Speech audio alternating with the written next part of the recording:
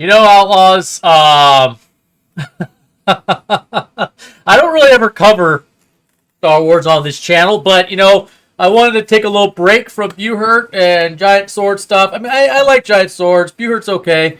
I like Muay Thai a lot more. It's more fun. So hearing that some people are saying she's being fired. Some people say she's retiring. Honestly, I think she should have been fired a long time ago. She did awful. She made it her mission to openly take a crap on this franchise, treat the original fans like absolute garbage, insult everything that Star Wars had built, and just twist the hell out of it. And this article here I found in MSN by Dirk Libby. This guy he's out of it. He's lost his damn mind. Like he's just. I know people like say the copium.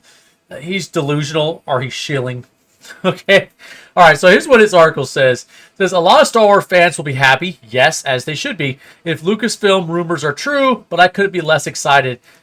He's kissing that butt already. So you can tell which side of the fence he's on. Okay, so he says it's difficult to argue. See, he already shoots himself in the foot. It's difficult to argue that the Star Wars franchise under Disney, no, not under Disney, under Kathleen Kennedy. Okay?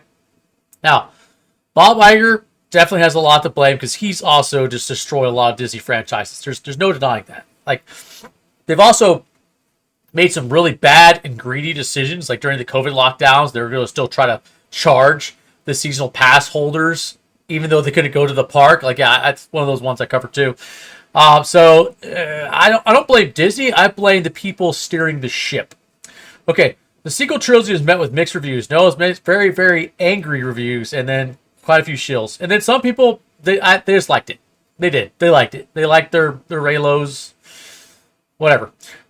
Each movie making over $1 billion at the global box office. Yes, it made lots of money because it's Star Wars. But the follow-up, like the failure of the Star Cruiser, like basically just an overall decline in viewership of Star Wars projects, really comes to show that they're not doing so great, and it wasn't really well received, and it's just falling apart.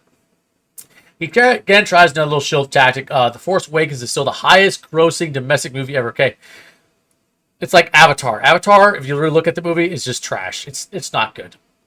Okay, it's just a bunch of blue people, oh, look how peaceful we are with our trees. Oh, look at these evil humans coming to get this mineral that will save literally the entire human population.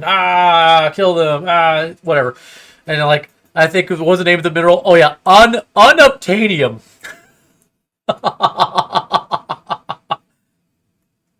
And honestly, the reason why The Force Awakens makes so much money is because so many people, including myself, that was that was the second to last. The Last Jedi was the last bit of Star Wars I ever touched. Because we were all expecting to get the old crew back, reignite that Star Wars passion and whatnot, like yeah. And then something just felt off towards the end and during the movie, and then The Last Jedi by Rian Johnson was just an absolute farce, and that was the nail that killed it.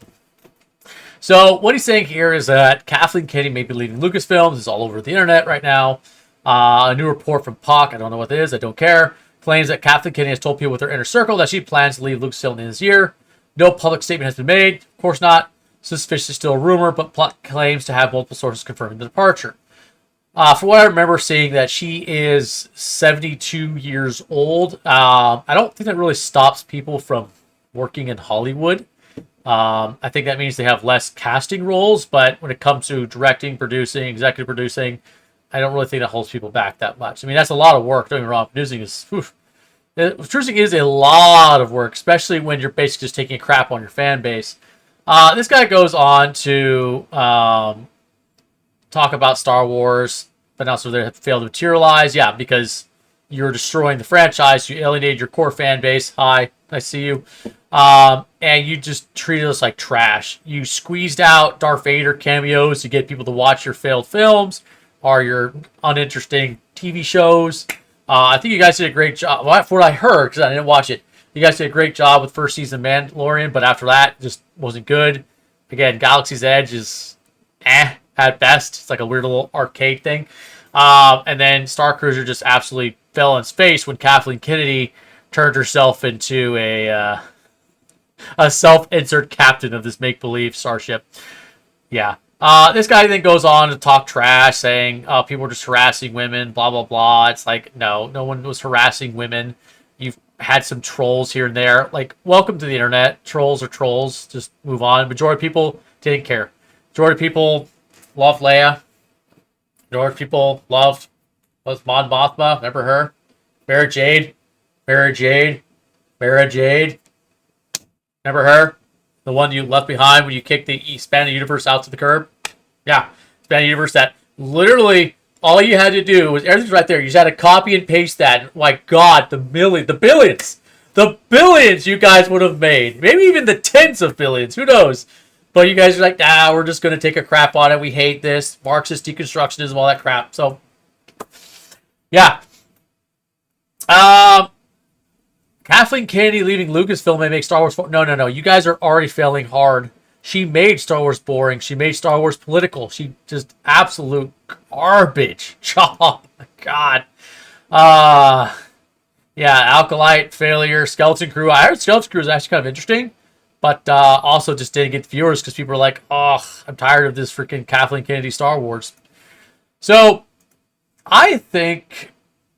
Honestly, this is a great thing. I think it should have happened a decade ago. I don't think she should have ever taken the helm. If someone else had taken the helm, like, honestly, even if you just found, like, the nerdiest, geekiest Star Wars person, like, even slightly antisocial, and put them in charge of it, you would have had amazing Star Wars. Because they would have been hyper detailed, down to the T. This is how it happens. This is how the Force works.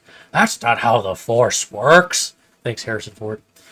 Yeah, I mean, she is a very accomplished producer. That's why once she seeded herself into Star Wars, there was no getting rid of her. Because producers at the end of the day have all the power, all the money, all the political connections. They have all the push and go. So I say good riddance. I'm glad she's gone. She could have left any sooner. All right, I'll see you next time.